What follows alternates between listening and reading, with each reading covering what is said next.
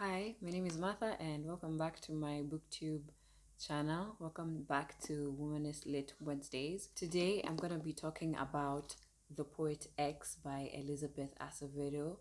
Um, and I mean, we're here. I've been talking about this in other previous videos, and I've been saying that I'm going to do a review, and finally it's here, and we can talk more about this book in depth. And I absolutely love this book. I mean, it's 5 out of 5 star for me.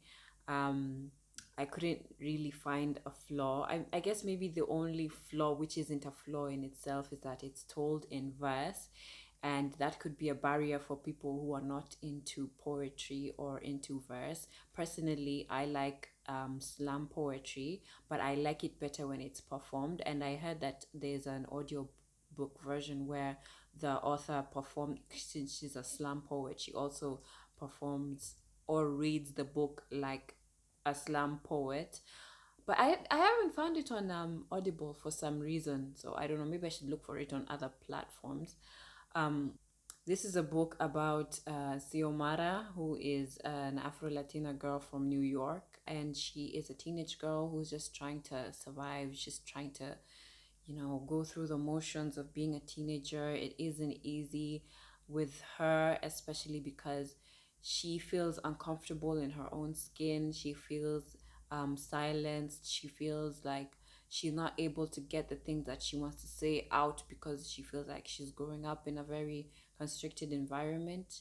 She writes all what she feels in a book and her journal that her brother got for her.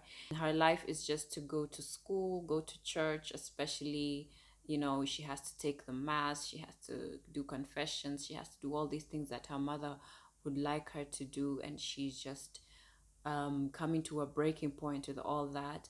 And at the same time, she also likes a boy, as teenagers will do. Like, you will have feelings for somebody or not if you're so inclined. But she is developing these feelings for this boy, but is also constricted in that sense because she's not able to fully do anything about it, really, because of her background and the type of way she was brought up and the kind of things that are expected from her. Basically, this book is like, it was kind of writing a piece of my life, and I could see myself fully in whatever she was going through, even if we were from different backgrounds. There were things that were so similar.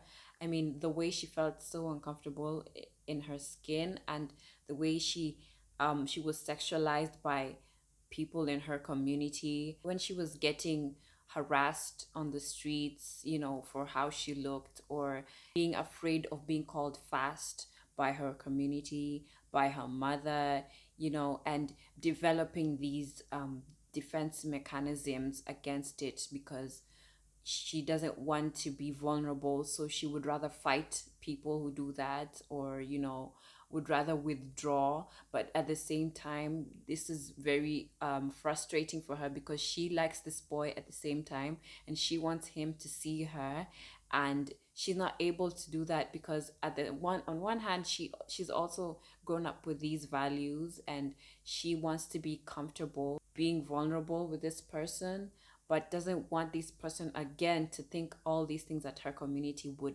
she's afraid her community would think of her. The other things about her art, which were very important to her, was very relatable because she was a poet, and she felt like she couldn't get out what she needed to say because her life was just church and school and education and God. She had all these questions about religion, which her priest couldn't answer readily, and her mother just expected her to toe the line because she is kind of living her younger self through her daughter, which was very toxic for her. And there was times when I just shed a tear reading this book because there was some heartbreaking things that, who, if somebody took a talent of mine that I have cultivated over years, that something that is so integral to my identity, that would destroy me. And I just felt all that from her.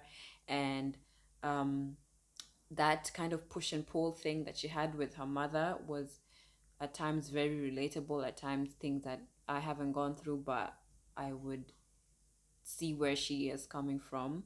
And her relationship with a man who was a boy in the book was, I mean, refreshing. It wasn't these kinds of toxic things that we see in YA, where the guy has to be either a very toxic douchebag or has to be aloof. It was just a refreshing, a chill guy. Sometimes we just want to, I mean, I, for one, would prefer that all the boys in YA were just chill.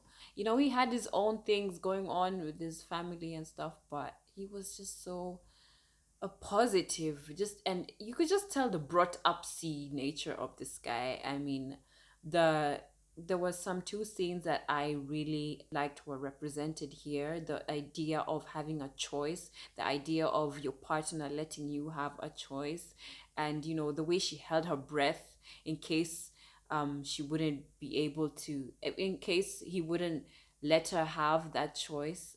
That was very palpable and very, I think, powerful to have in a YA book, and to see and to show young people that it's okay to have your choice. It's okay to walk away from a situation where you don't feel comfortable. The most central thing about this book has to be the relationship between her and her mother.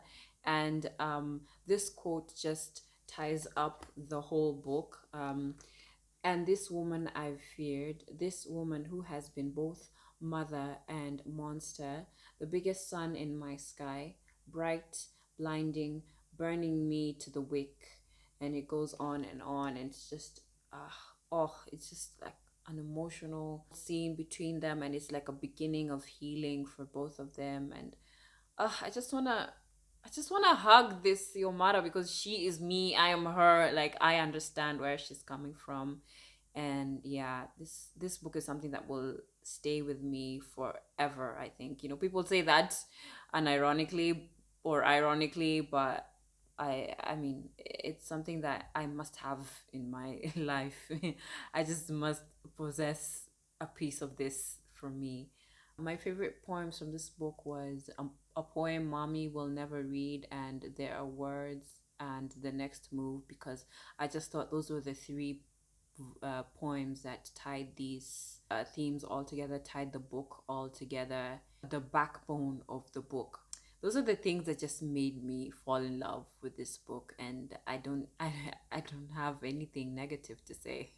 I loved it, and Elizabeth Acevedo just wrote a love letter to me and so many other people, and I just felt like it was a gift to my younger self.